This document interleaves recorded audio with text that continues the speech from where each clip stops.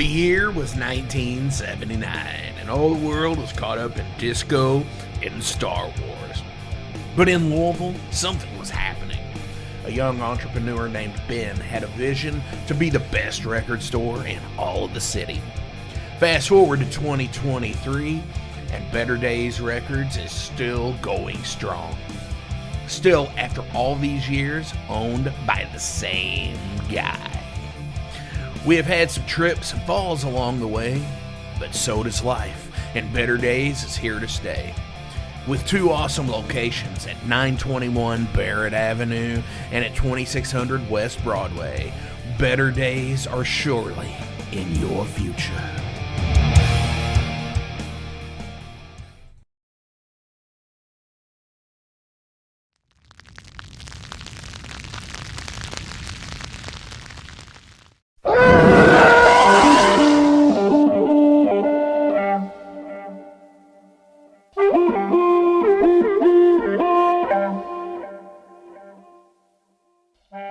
Hey everyone, welcome back to the Mudhorn for July 2023. Hope everyone's been doing well. Today I'm joined by a special guest and maybe a friend of his, Mr. Mark Jackson from the Metal Forge, and his new friend here we want to introduce you to.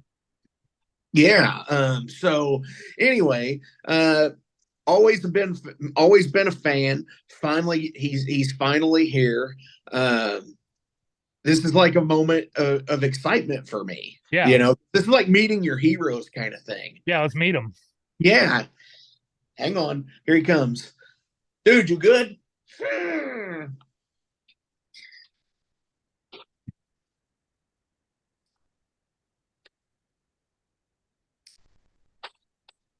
Greetings. This damn cloak.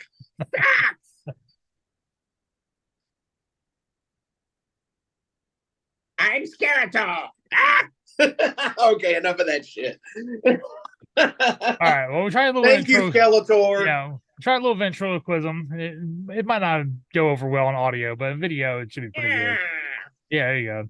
Well, before we get into the topic today, just want to remind you, any new listeners we might have, that if you join us on Patreon at flamekeeper.patreon.com, you get some perks like early access for episodes, some pre-sale opportunities, stuff like that.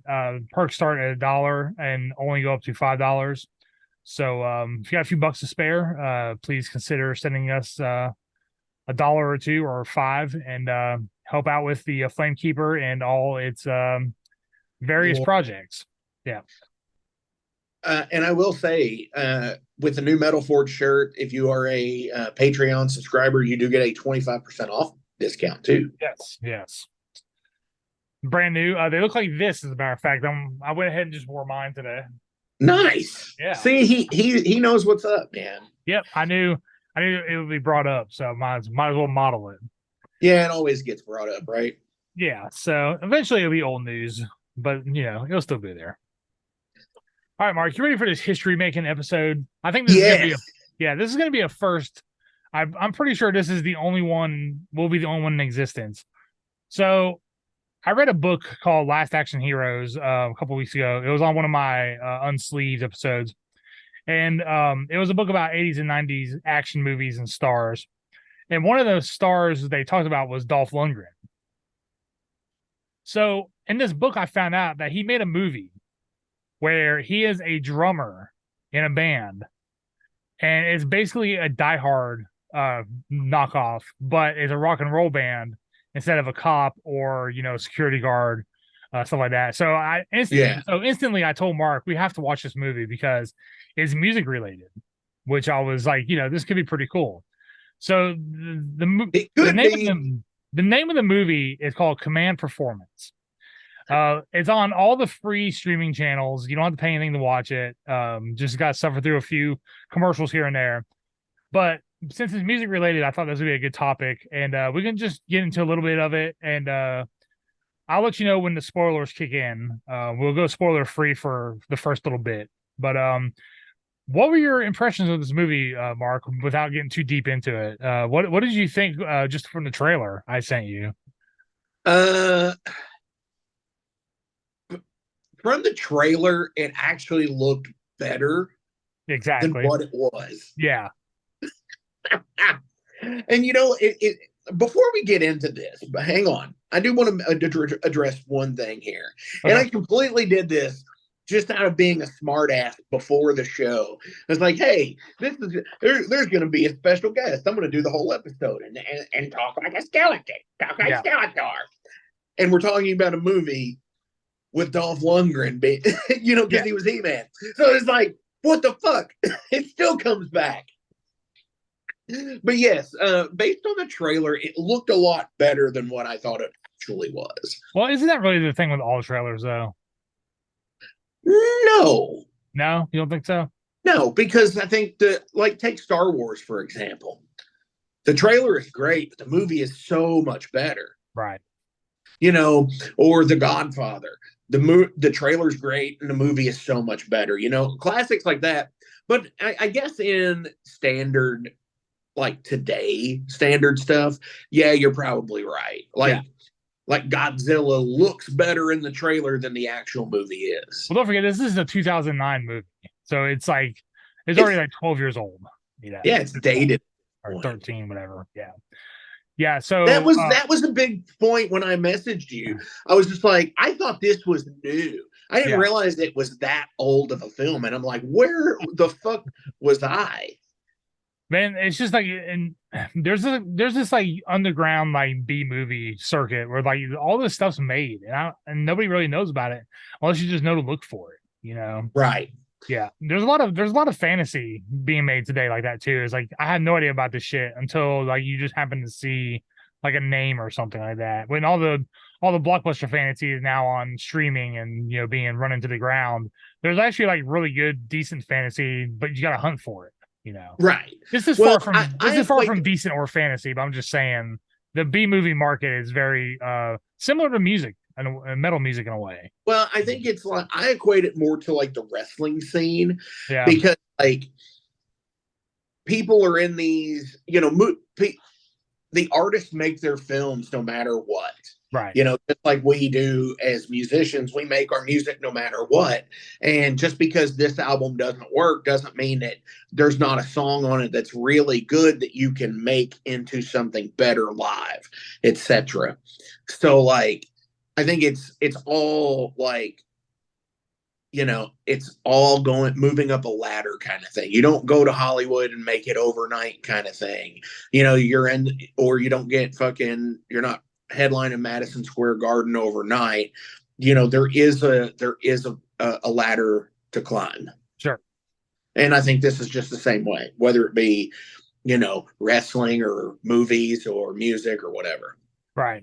Well, get into a few things real quick before we get into the spoiler part. So this was written and directed by Dolph Lundgren himself and stars in the movie. I actually found out from IMDb that he's actually a drummer, which I was kind of suspecting because the drumming actually looks pretty good in this movie. And I was wondering if he had taken lessons, because he apparently, as an actor, will go like ridiculously above and beyond to get in the role. He's really like a method actor. Right. And also, one of his daughters was in the movie also. So yes, Ida. Yeah, I found that out. So all right, so we're gonna go into spoiler mode here. Again, this movie is called Command Performance. If you want to watch it and then join us back at this point, again, we watched it on the Roku channel, but it's on like all the other Roku as well. Yeah, it's on a bunch of weird ones like Tubi and like some other stuff. So it shouldn't be hard to find. Even Skeletor can find it. So turn away if you don't want spoilers. I'll be back. All right, jumping into spoilers here. So this movie cracked me up and made me shake my head at the same time. So first of all, the plot of the movie is Dolph Lundgren is a for-hire drummer who opens up for a pop star.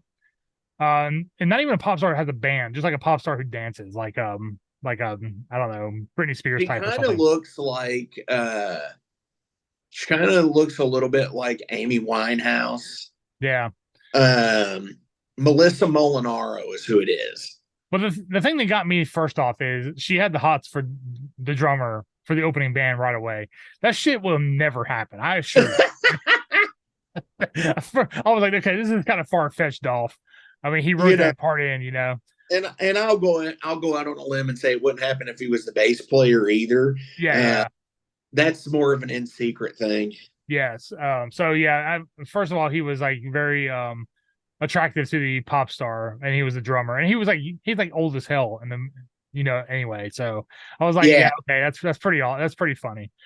Well, first off, because it came out in 2009, so you're talking like right around the first Expendables movie.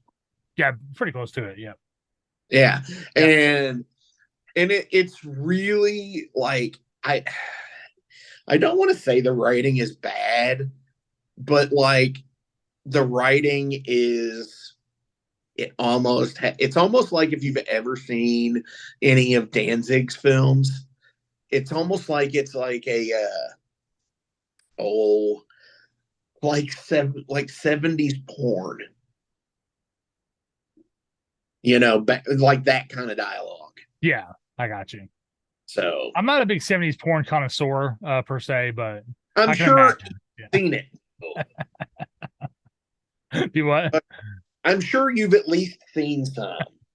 Probably with tracking marks. Yes. Yes, exactly. Yeah. Best porn so is you on can get your jog shuttle. Yeah, the best porn is on VHS. Let's just all be real about it, Uh-huh. But actually, you know what? I was in Marketplace, and I'm going to derail this for just a second because we're talking. I was over on Marketplace the other day, and somebody was selling a 35 millimeter film. It was in 4 reels, and it was from like 1968 or 69, and it was a fucking 35 millimeter porno. Oh, nice. And I was like, I kind of want to buy this. Yeah, how much was it? Like $200.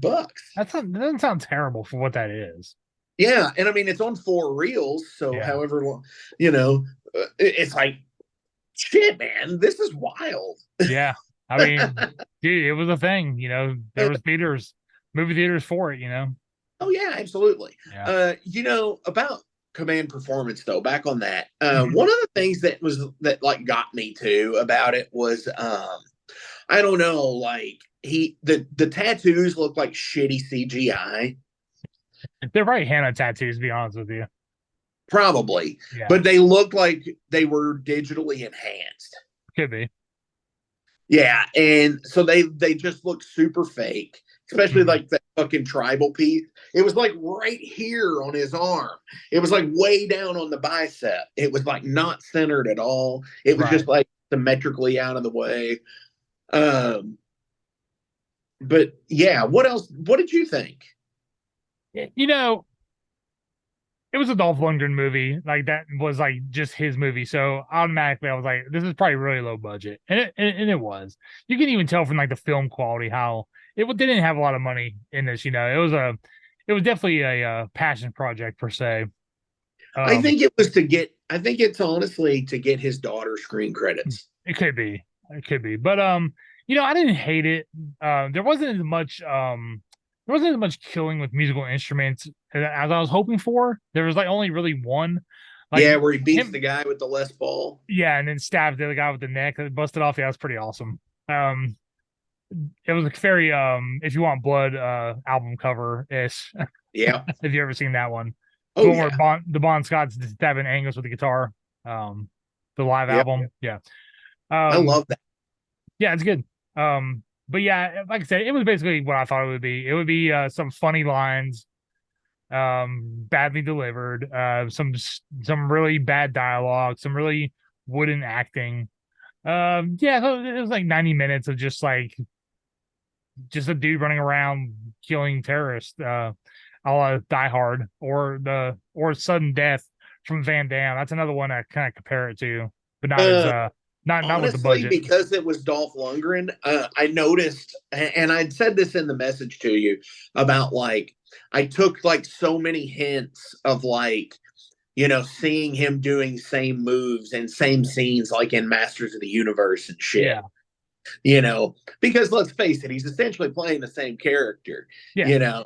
But like when he and the guy are like sneaking around, and she goes, and he's coming around the corner, and she does at the same time, and he's like, "Oh, it's you."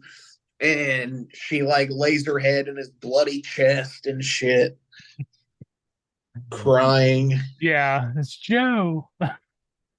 Joe Reynolds. Yeah, but like I said, I was hoping like at least someone with like a snare drum would like be smashed over someone's fucking head or something, and or something like that. And it's just it really didn't happen. Like maybe like stabbing someone in the eye with a drumstick or something. Like I was like, he did do that. Yeah, did he? Yeah, I thought it was a knife. Yeah, no, he took the drumstick and jabbed it up into the guy's jaw, and it came out his eye. Oh, I thought that was a knife. No, it was a drumstick. Okay, well, but no, why didn't he cut somebody's head off with a cymbal? Yeah, like a broken cymbal or something. It'd been awesome. Yeah. Loud, like, there was man. there was no just like drum. There was no like maiming of people with like musical instruments. There was only really like one gruesome kill or two. One was the one where he like fired up the PA with the feedback and like hit the note, and it was like a really weird shot. Like he was about to like break into some big like solo or something, and he just like killed those dudes with the guitar. Yeah. He like sneaks down there and turns the fucking volume up and shit. I was like, okay. The noise gate was like, I mean, I can play guitar, and when everybody would have heard, he is like quiet as a fucking mouse. Like you couldn't hear a mouse fucking fart. I don't give a shit. Any of their fucking cell phones would have probably fucking set off the fucking like the interference into the fucking amp. Yeah. Yeah. So, like I said, that's the thing. That's a slight. That's an overlook that he's not a musician, or he is a musician, but not like, you know what I'm saying. Yeah. But like that's an oversight, like in Alien versus Predator, when they're on the ship and they're outside on the way to Antarctica, and they're not, and you can't see their breath when they're outside. Right. Like it is when you do when you're cold and you can see your breath. Sure. Yeah. It's just a stupid oversight. Yeah. Well, another stupid oversight that I noticed was, since I've done this before, when he signed CDs for people in that movie, he always did it on the jewel case. Like, dude, what the fuck are you doing? You don't sign the jewel case. You sign the fucking book. Like, yeah. Why are you signing these jewel cases on the outside? That shit drove me nuts. I was like, okay. So that was another nitpick. Yeah. And I think it's funny that, like, I don't know. It's just like there's some like cornball lines in there. Oh, sure. Negotiate my contract. Yeah. Or renegotiate my royalty rate. Yeah. Like, royalties for what, dude? You're a fill-in drummer for the opening band. What the fuck are you talking about? Right. Be talking to them. They're the ones, but they're dead. But talk to them, not her. But yeah, just some dumb stuff like that. And like, there was one in the beginning, like, watch the hair, dude. After like kills the guy and shit. It's like, yeah, watch the hair. I'm surprised. Like, honestly, I mean, the dude is a genius. Yeah. Like, I almost want to go back and watch his entire career. Dude, that's a long time, man. That's a long time. He's been at it for a long time. But the thing about it is I want to go back and watch his entire career of film. His TV appearances, stuff like TV shows, like in early shit, I don't care about. But like, I want to go back and watch all of Dolph's films, because, I mean, clearly he sucks. Like, he's the guy that is. Does this make sense? Like, do you get what I'm saying? Like, yeah, he's not. He's only good if you make something for his self. Yeah, he is in a category of Dolph. Like, he's not a Stallone. He's not a fucking Arnold. Right. He's just this weird fucking, like, Swedish guy. Yeah. But, like, it almost felt like the pitch meeting for the fucking Expendables. Mm-hmm. and it's just like Stallone's going through the list of like all these new, like Jason Statham and Jet Li and fucking, and he's like, well, I guess, well, we probably could offer Dolph a role. You know what I'm saying? Yeah. Like, I don't see him like as a fucking serious actor. No, which is I've a never, terrible thing, like, yeah, because I see like he's like Reggie Bannister. I love Reggie's work in all the horror films that he's done, like the 700 of them or what the fuck ever. right. And but like I don't see him fucking like, being in the next Guardians of the Galaxy. Right. So the thing about Dolph Lundgren's career is like if you look at like IMDb, like what the ratings are, the stuff that's like theatrical, like was like high quality, like being a Bond villain, or like even the like, first Expendables or Masters, or Masters isn't really rated high, but yeah, everybody anything he's in like that's like high budget, it's usually pretty well regarded. Like I've never seen Creed 2, but I actually heard that he was actually really good in that movie, like for what it was. Right. But like it's stuff that he's like the star. And and that's what I was gonna say. Like, yeah. I would honestly be willing to bet that I think his best role ever is Ivan Drago. Yeah, as the one that made him famous, really. Yeah. I mean, and don't get me wrong, because there are films of his that I love. Like I love Showdown in Little Tokyo. Yeah, that's a good one. I mean, there's like straight to video stuff that me and my dad used to watch. I still remember fondly to this day.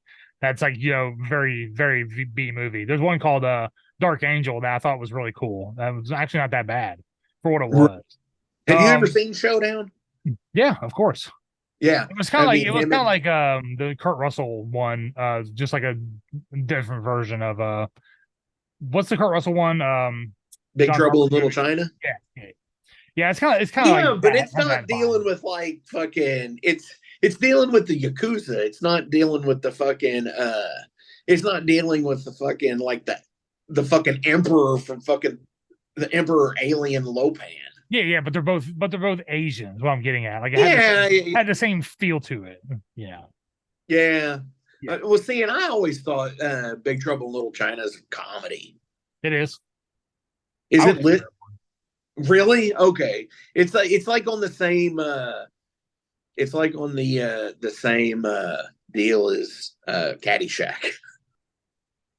But yeah, I also like Dolph's like wiki and shit like that too, where it says like he speaks Swedish and English fluently. Yeah. Yeah, I mean he has gotten a lot better with his English. Yeah, dude, he's just a weird dude. Like he just fits in this weird spot. Like he's okay for supporting roles if they write him for what his range is.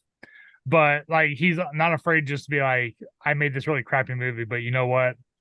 I'm getting paid and you're not. So yeah. Right. Yeah. And I mean, I do think that film was, like I said, because that was like that's like her first acting film, her first film or some His shit. daughter. Yeah. Yeah. So it was probably so he could get it, get her a like a SAG card and shit like that. Well, let me mention one more. Strike. One more movie I forgot about he was in that is one of my favorites actually is a Universal Soldier. Oh yeah. That movie is one of my favorites, top 10 definitely. Which is funny that he stuck with the deal, because Universal Soldier, we had this conversation last month I think about it was either Universal Soldier or Cyborg, one of the two. I think it was Universal Soldier. No, Cyborg. Okay. Because it was called Masters of the Universe 2, the Universal Soldier. Oh, gotcha. Yeah. So they just split them up. Yeah. Okay. Yeah, because and I think it's funny that he stuck with the film, Universal Soldier. Yeah.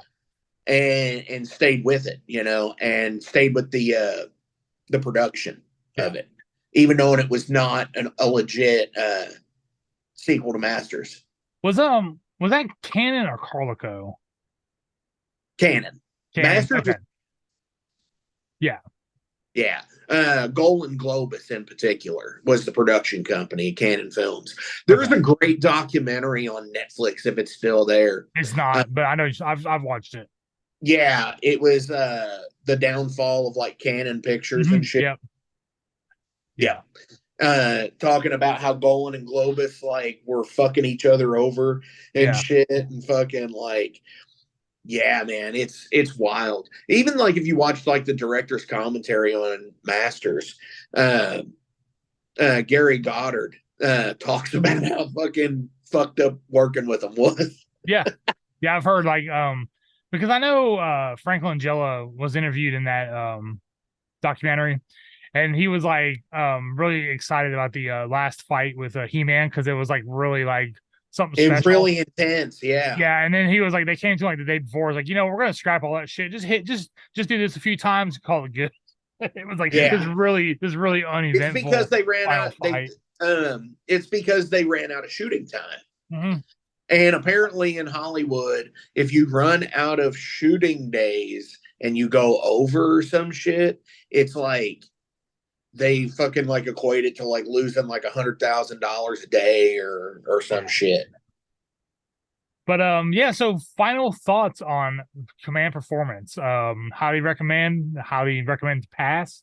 Or just if you're a diehard ripoff fan, is it worth watching? I would say worth watching once, just for the ridiculous premise of Dolph Lundgren being a drummer. Yes, but I like it, but I don't like it. Yeah, It's 100 minutes of like what, and it does get it's got a mesmerizing quality to where it will totally fucking like reach up and be like and grab you like it was to the point where he and the presidential guard we didn't even mention that the fucking Russian president and his two daughters, Anna and Yana. Yeah, well, it was weird because like everything going on in Russia now, that like they're not gonna make any movies like in Russia about Russia. Yeah, and so like, it was like a time before like any of that shit mattered. So it was like weird seeing like Moscow and like all the like the cool buildings and stuff they have there. Like, predominantly featured, and like he was an American, just like is like running from his past in Russia, and was like a freelance drummer for this band who apparently they never played with before. Because as Joe says in the movie, we don't rehearse, we just play, which I thought was pretty funny. But the best line in the movie, hands down. Sometimes that's overload, though. Yeah, but the best line in the movie, hands down, that will probably make an appearance in a future Metal Forge episode. Yes. What is it, Mark? Dying is easy. Rock and roll is hard. Yeah, that's pretty good. Yeah, that's how the range of acting he put forth in that line. Yeah, but dude, it's such a good. It's such a good. Was line, that good? I mean, could I use that as the soundbite? No, you gotta do the real thing for soundbite. We'll find it. But yeah. So Command Performance, like I said, if you're into cheesy action movies, Die Hard ripoffs, etc., it's worth watching them at least once. If you don't watch any B movies and hate B movies, probably skip it. Yeah. All right. Well, smash or pass? Smash. Yeah, I would do it. I would recommend at least once, especially if you're in a band. If you like things like the Expendables and stuff, and I'm gonna say this, like the Expendables, like is Oscar picture of the year fucking worthy compared to the acting in this. Yeah, I like the first, but it's on the same. At least it makes the Expendables look believable. I like the first two. I like how Van Damme was in the villain in the second one and actually let Stallone kill him because that was his hero trying to get into Hollywood. So I thought it was pretty cool. Yeah. All right, Mark, we're going to jump onto a topic that you weren't prepared for that I'm gonna bring up, and it's all thanks to you. So after watching that last night, I moved on to the Weird Al Yankovic movie, and let me tell you, I didn't hate this movie because I watched them in succession also. Yeah, I watched it today actually. Yes. Yeah. So weird. Yeah. the Al Yankovic story with Yeah, let Daniel me say Radcliffe. though, it has a very Naked Gun comedy feel to it. Maybe not as like stupid and obvious stuff, but a lot of the stuff, if you know your '80s music history, is really funny because there's all kinds of people that show up in the movie played by other people, which I thought was Yes. hilarious. It's all cameo. Yeah, exactly. But yeah, it was. Dude, I thought it was really funny. Like I thought it was really, really funny. How like so fucking over the top this story was that none of it was true. But they tried to play it off like it was. It was great. I thought it was funny as shit. You know, honestly, it's probably just as funny as UHF. Yeah, I'm surprised they never really got to that part in the movie about that part in his career. But keeping with the spoiler aspect, the movie ends in 1985 when apparently he got assassinated by Madonna. So there you go. Yeah, I didn't know that Al about is Weird dead. Al. Al is dead, man. Which is funny because he did Gangster's Paradise, like that was like 90s, but he did it in the movie anyway because his dad was Amish. Yeah, because his dad was Amish. Yeah. Which, you know, the funny thing is like he graduated high school when he was like 15. Really? Yeah, he's a genius. He Yeah.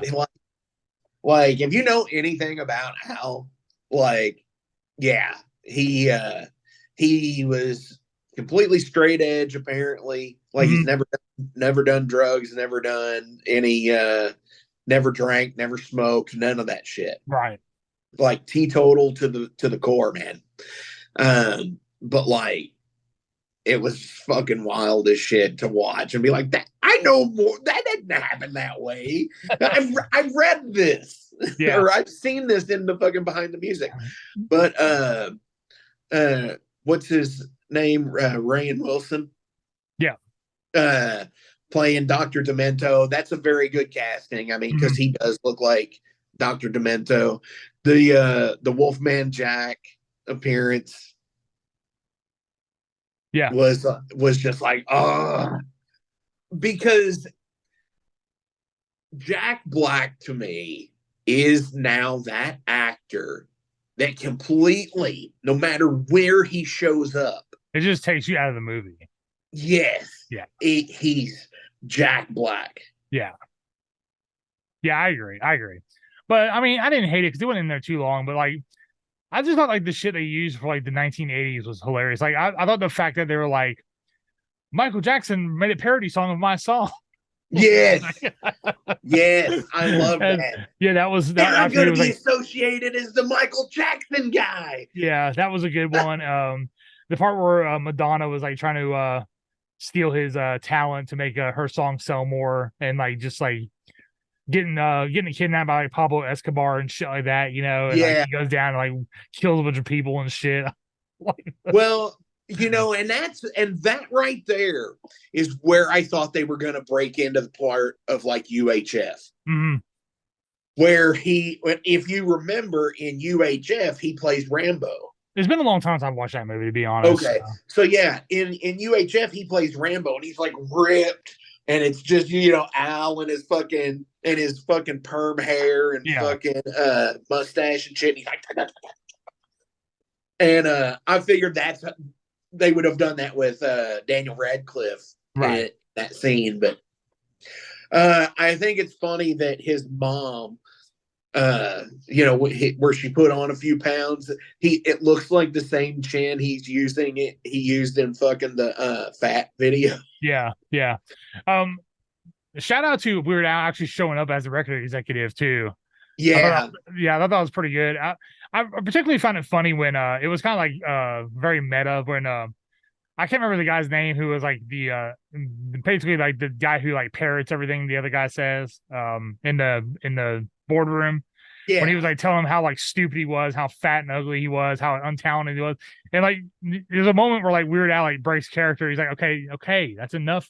That's enough. Yeah, that's enough. I thought it was funny because like, you know, like he's really sitting there and this guy's like saying all this stuff to like the actor, but at the same time, he's like, you can tell, it's Weird Al because you just know what he looks like, Yeah. Oh, absolutely. Yeah. So that's another thing. So, like, the first time Al showed up without a mustache Mhm. was Bad Hair Day in the video for Amish Paradise. Right. And then he just kind of went away from the look that he had. Yeah. And now he looks completely different because he's got longer hair. He almost has like a Tiny Tim look to him. Mm-hmm. So, like, that's one of those weird things, no pun intended, about like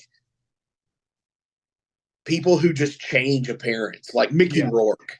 Yeah, but I know Mickey Rourke was due to like plastic surgery botches. But, yeah, dude, that dude's looking pretty weird, man. Like he's solid looking. Yeah. What did you think of Daniel Radcliffe as Al? I mean, I thought it was fine. It was funny. Like I thought his mannerisms fit well. I mean, I know everything in the movie is over exaggerated, obviously. So I mean, like, it was like a very over exaggerated version of Weird Al himself. But I thought the tone of the movie, I thought he was pretty good in it, actually, for what the tone of the movie was. Yeah.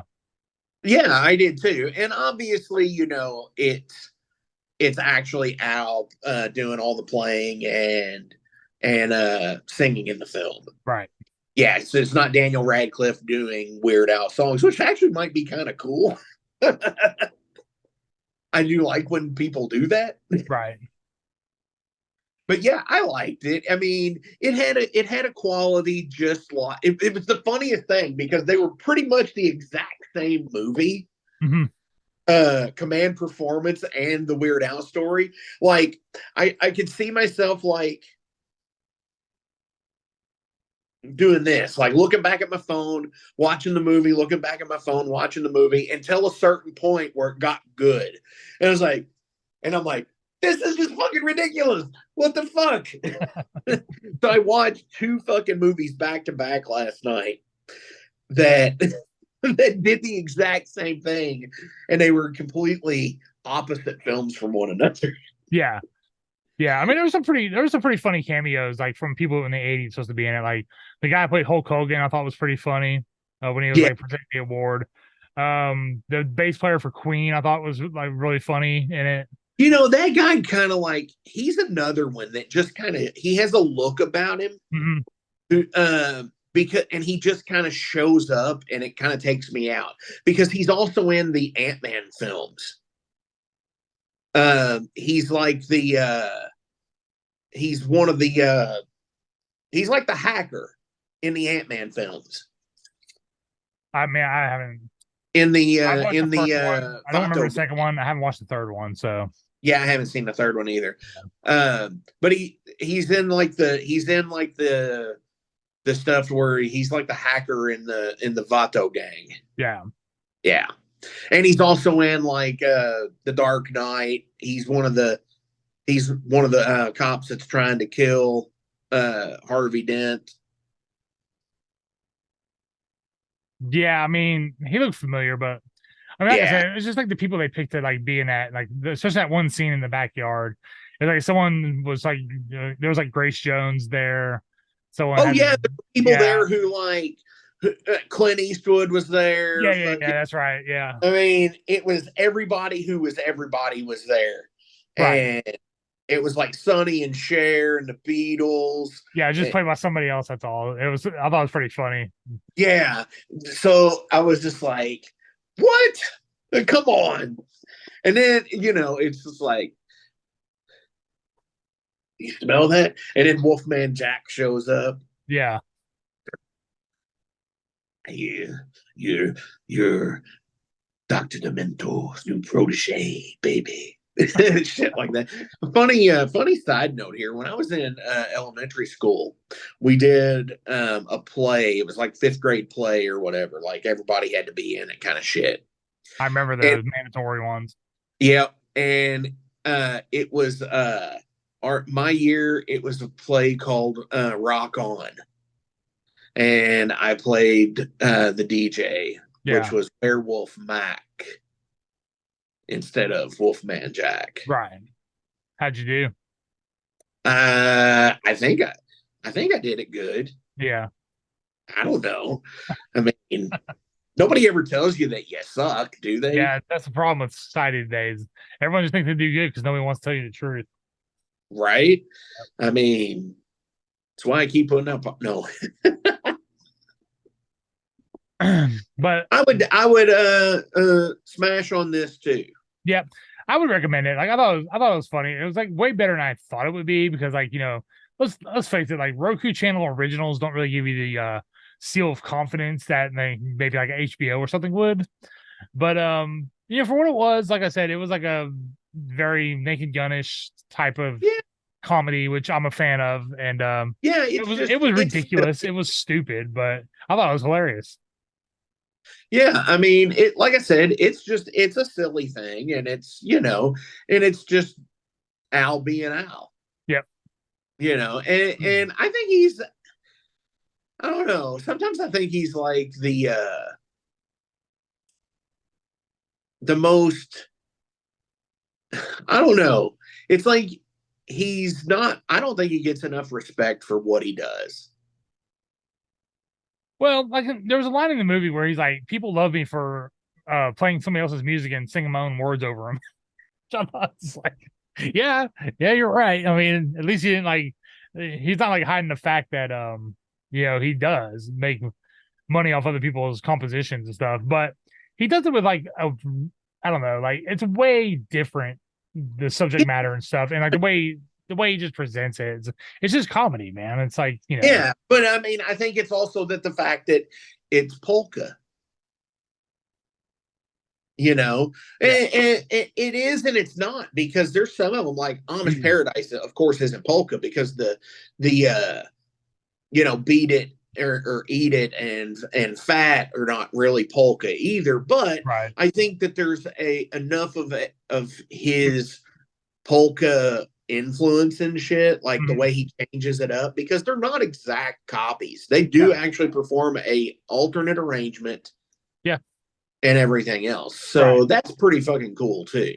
Yeah, like my Bologna and the what's the Joan Jett one? I Love Rocky Road. Yeah, I love Rocky Road. Yeah, or another one, Rides the Bus. Yeah, that was a good one. The polka. They never got Dude, to they never got to the Star hardcore. Wars one. They never got to the Star Wars one. I was. Oh yeah, Yoda or the Phantom Menace. Yeah. Well, he covered American Pie. It was like, but it was like Star Wars lyrics. I can't remember what the name was.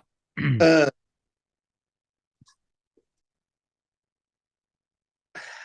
can't think of it either off the top of my head. Oh, just saying. I'm on his wiki right now.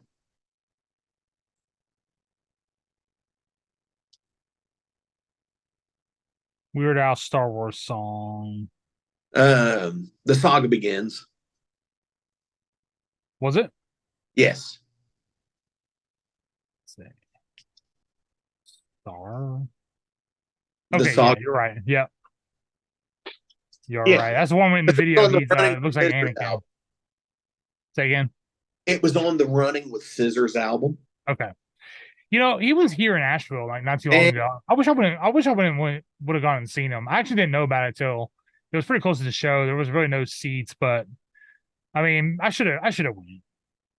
Yeah, I've always wanted to go see him as well, because I know he does everything. He like does costume changes and all of that. Right. Yeah. See, I really got into him in the 90s when he did Jurassic Park. Yep, I remember that one. Yeah. So, but yeah, I mean, I've got like a couple compilations of his of like all the stuff, and he can actually be pretty fucking hardcore on some things. Like, did you ever know? Do you know what he means in Another One Rides the Bus? When he's like, the window doesn't open and the fan is broken, my face is turning blue. I haven't been in a crowd like this since I went to see The Who. That was about the Who concert in fucking Cincinnati where people got killed. Oh, really? They were trampled to death. Yeah. And that's what that's supposed to mean, because they're so crammed in, but it's like people got crushed. Right. Yeah, I'm looking here. They have a bunch of songs on this list. Party in the CIA was a good one. White and Nerdy. Forgot about that one. Oh yeah, that's still relatively new to me, and that's still smells like Nirvana. I forgot he covered Soul Like Teen Spirit. Do you know? And the cool thing about that is you know how he got that gig, right? How he got the permission? Because Nirvana was playing fucking SNL that week, right? And he ended up calling one of his friends there on set, and he's like, "Hey, do you think I could talk to him?" And he talked to Kurt on the phone, and Kurt said, "Yeah, go ahead." Right. But yeah, I mean, there's some pretty good parodies he's done. So. Oh yeah, he has. He's had some great songs, like, you know. And I even like the shit like "Polka Your Eyes Out," which is like anything with the. I didn't know if you know this or not, but anything with the term polka in the song title are medleys of famous songs with the right lyrics done in polka style. Oh, okay. I never picked that up. Yeah. So like you know, like "Polka Your Eyes Out" is one of them, you know. Hooked on Polkas, which contains 12th Street Rag, State of Shock, Shark Dressed Man, What's Love Got to Do with It, Method of Modern Love by Hall & Oates, Owner of a Lonely Heart, Nice. We're Not Gonna Take It, 99 Luft Balloons, Footloose, The Reflex, Mental Health, and Relax. So yeah, they do like, that's like all in 4 minutes. Right. Yeah. So it's like a line or two, and it's cool because they do like the actual riff of the song, but with the accordion. Gotcha. Okay. I love it when he does Inagata Devita. Let's check that one out. Oh yeah, because I it's might have like, heard that actually. Now that I think about it. I might have heard that one by now. Actually, now that I think about it, it does seem familiar. And you know, the fucking crazy thing is like, he really is an amazing musician, and the musicians he is with are really good fucking musicians as well. They're really amazing people to be able to do what they do. You know, I mean, I don't know if I could say that they're a cover band, because I don't think cover bands could do that. Does that make sense? Yeah, I know what you mean. Yeah, I mean, there's a specialty to it. Like they have to be pretty versatile and kind of loose at the same time, because like, you know, it seems like if something went wrong, they would just have to like go into something else to keep the show going. Oh, absolutely. Yeah. You know, and that's the whole thing. Like, he's had like the same fucking band for like ever. You know, like Steve J's been in since 83. Chemo's been in since 83. Bermuda's been there since 1980. Bermuda Schwartz. And, you know, Al's done it because he did it solo first before the band. Right. You know, fucking Rick Derringer was fucking in the band for a while. Oh, really? That's interesting. Actually, he was in the band for 8 years. Wow. Probably after that Rock and Roll Hoochie Coo. I wonder if that. Hang on, let me look at that. Let me see. Yeah, that's like the real Rick Derringer, like fucking Rock and Roll Hoochie Coo, or fucking Real American. Yeah, I forgot about that too. Yeah. So that makes kind of, when you really think about it, Real American makes sense if he's being in a band with Weird Al, because that's a giant fucking parody with Hulk Hogan. Sure. But yeah, so it's wild though, like, and they all do a bunch of different shit. And then there's like all the horn section shit. I don't know, man. He does a lot. Yeah, I wish I would have seen him when he came to town. I'll definitely, if he ever comes back, I'll probably go for sure. Just So he because is 63 years old. he's probably got a few more tours in him. Well, I think he's actually, let me look. It might tell about it here. Because I'm pretty sure he's a vegetarian or a vegan, maybe. Like he apparently is like a real health nut. Yankovic became vegan or vegetarian in 1992 when his girlfriend gave him a copy of John Robbins' book Diet for a New America. So yeah. Man, speaking of veganism, dude, I had a fucking awesome steak tonight to eat. Oh my God. That's horrible. What? On April 9th, 2004, Yankovic's parents were found dead in their home in Fallbrook, California, the victims of an accidental carbon monoxide poisoning from their fireplace. I think I remember hearing about that. That's awful, dude. So what about veganism? And you Yeah, said I had an awesome steak tonight. I haven't had steak in a while. We splurged. Yeah. It was also reduced to sale, so wasn't as much. That makes a lot of sense. That's one of the things I love doing. That's like one of the biggest caviar dreams, is living in the village, or the village, and going to the local fucking butcher shop and picking out my fucking steak from the case and going wrap that up, and fucking doing that, and actually going to the deli to get the fucking the gabagool and the mortadelle and all the fucking shit, and the fucking and the bread, that shit would just kind of be cool to me. But it's also a fueled thing from media. It's probably not really like that, because it's hot, it's crowded, there's a fuck ton of people, Yeah. So it would be cool, but maybe one day. Yeah. All right, Mark. Well, I think that was a historic podcast. I know it was the first one ever to concentrate on command performance. There can't be another one out there anywhere. Dude. So yeah, history making right here. We've got to tag Dolph in this. Yeah, I will. And we've got to tag the fucking film company, and we've got to tag his daughter. Yeah. Got to tag everybody, because maybe we can get him as a guest. We'll get him. Yeah. I mean, I just read he just got married to someone younger than his daughters. So, ouch. So congratulations, Dolph. He was old back then. I think he's 65. I think the person he married was 25 or something like that. So that's crazy. Yeah. Well, when you got money, you can do things like that. So. Yeah, definitely. Yeah. All right, Mark. Well, it's been good talking to you about command performance and Weird Al movie. Yeah. Yeah, 2 music related movies for the Mudhorn this month.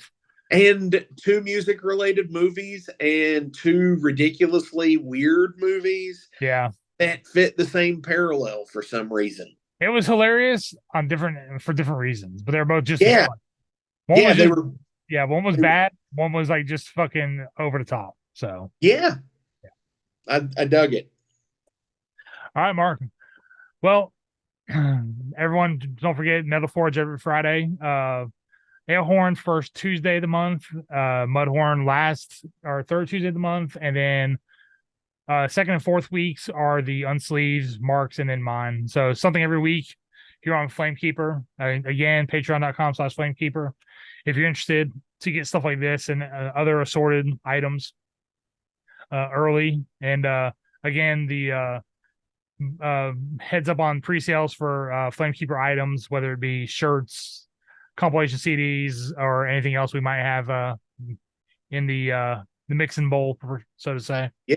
So Absolutely. And I think you got it covered there, man. I think so. I've been trying to get better about pushing the product before and after. So there you go. Yeah. Anyway, guys, don't forget to subscribe and share this to your friends or enemies. Either way, just rate and review. Numbers are important to get higher. So give those likes and keep sharing the posts. Yep. All right, everyone. Until next time, we will see you later. Fuck yeah.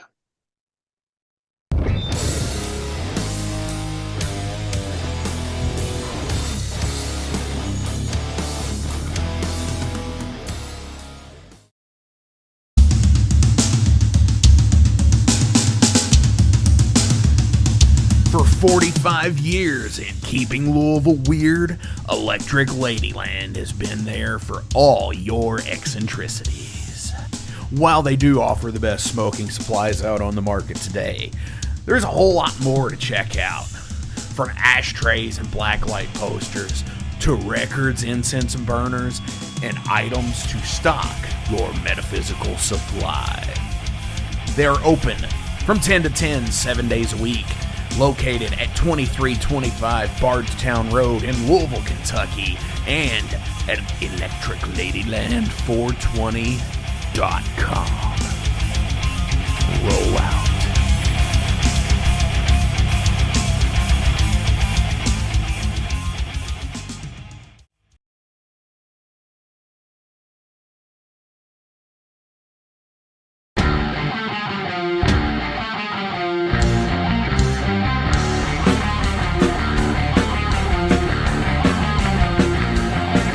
Maxwell's House of Music in Jeffersonville, Indiana is the premier 12,500 square foot music superstore that has served both southern Indiana and Louisville, Kentucky metro area for over 4 decades. Originally founded by Marvin and Beverly Maxwell in the 70s, this gym remains a Maxwell family-owned business. Mark Maxwell, along with his business partner Whitney McNichol, continued the reputation as being the national resource for all things music. In 2022, the iconic Guitar Emporium of Louisville relocated to Maxwell's Music, creating the largest independently owned showroom in the region. The retail offerings at Maxwell's Music include a huge selection of guitars, basses, amplifiers, effects pedals, modeling amps, keyboards, drums, banjos, mandolins, ukuleles, sound systems, stage lighting equipment, and accessories.